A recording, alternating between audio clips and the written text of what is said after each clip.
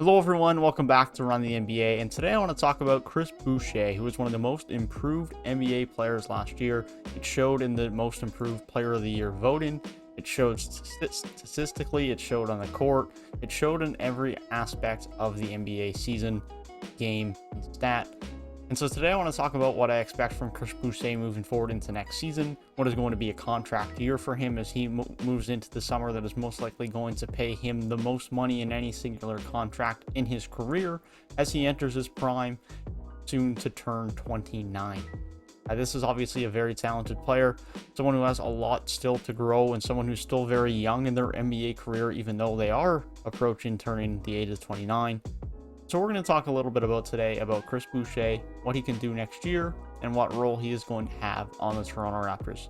With that being said, if you do enjoy the video, feel free to leave a like down below and subscribe to the channel if you are new. With that being said, let's talk about Chris Boucher. So first I want to talk about Chris Boucher's role on this Toronto Raptors team next year, because I have heard a bit of discrepancies as far as what people think that will be. As far as I'm concerned, Chris Boucher is not going to be a center in any shape or form next year. At least not regularly, or at least not as long as injuries don't make it a necessity due to the fact, say, Keem Broach and or Precious Achiuwa go out with injury, then sure, maybe Chris Boucher has to play center then just due to pure necessity. But assuming everyone is healthy and everyone is good to go day one, of course minus Siakam, but Siakam ideally won't be part of that center rotation either, then Chris Boucher should end up being the backup power forward for this upcoming season. And Chris Boucher is still going to be inside and around the paint on defense a bit. He's still going to be someone who can be a very good rim protector. But the point is that Chris Boucher is not a good post defender. He is better off as a power forward who can be put in a help defense role as far as rotating onto guys on the rim and getting his blocks and protecting the rim in that way, and defending a little bit on the perimeter as a power forward against other power forwards. Because to be quite frank, he can't match physically against most centers in the league. He is 6'9" with an absolutely disgusting vertical and wingspan. We all know that for anyone who has watched Chris Boucher. There's a reason why he averaged 1.9 blocks per game last year in only 24 minutes played per game. Getting them on the perimeter, getting them at the rim, he gets them everywhere. He is just an elite shot blocker. That's just a fact. But his rebounding for his size against stronger guys isn't great. Otherwise, it's good. He has the length, he has the verticality, he has enough strength. Against stronger guys, rebounding's a problem for him.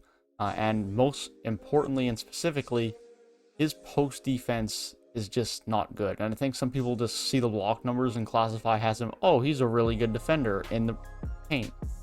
No, not really. I wish that was the case. But ultimately, Chris Boucher at 200 pounds he's not defending a Joel Embiid. He's not defending a Nikola Jokic down low. He's not defending even the Karl Anthony Towns when he gets in the paint. And then you look, it's even around more in the Eastern Conference. You look at someone like Robert Williams. He's smaller, but he offers some strength. Al Horford offers more strength.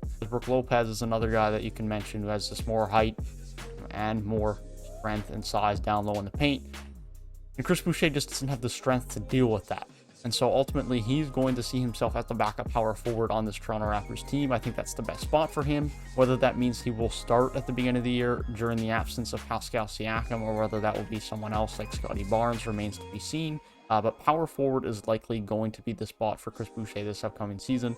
I would not expect him to play hardly any minutes at the center spot.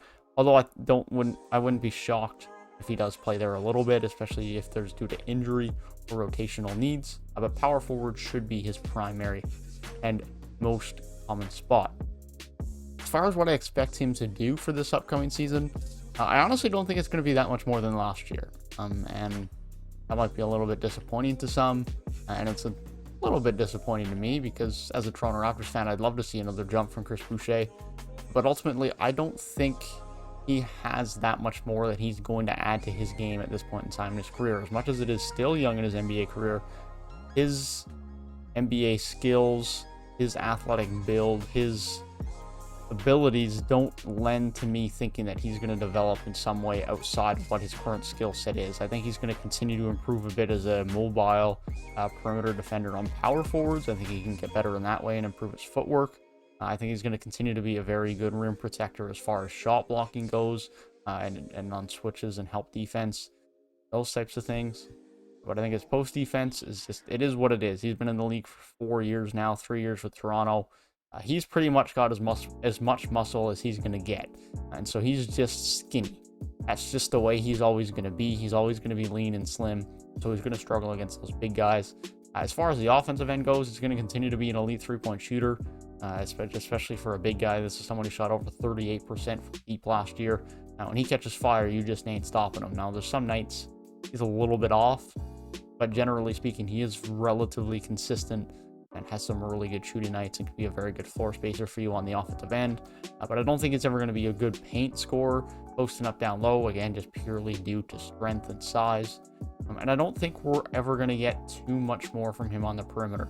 Maybe he can develop a little bit of a handle or a little bit more playmaking skills. But other than just getting to a point where he's a little bit less predictable with his passes and a little bit more comfortable and a little bit more dribbling, I don't think this Chris Boucher is ever going to be someone who's going to be taking guys off the dribble to then drive and finish at the rim. I would love to be wrong. That's just not something I see, and I don't think we're going to get much more from Chris Boucher than we got last year, and ultimately he may play less this year unless he does start during the absence of Pascal Siakam, so his numbers may actually drop. Performances, I don't think will, but I don't expect much of a jump from Chris Boucher from last year. I personally don't. I really hope that I am wrong, and let me know down in the comment section what you guys think we will get from Chris Boucher this upcoming season, whether we will see an improvement or more of what we saw from Chris Boucher last year. Which, let's not get it twisted. What we saw from Chris Boucher last year was a very, very valuable bench piece.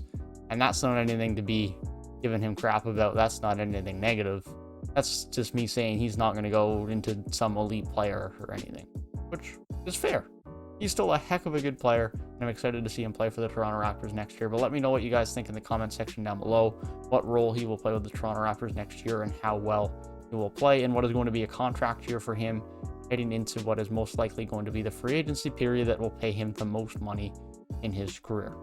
With that being said, I hope you guys did enjoy the video. If you did, be sure to leave a like down below and subscribe to the channel if you are new. And if you want to hear my thoughts on other players, rookies, or other young players throughout the league, then be sure to click the box on the right-hand side of the screen. With that being said, I hope you guys have a great rest of your day, and I will see you guys in the next one. Peace.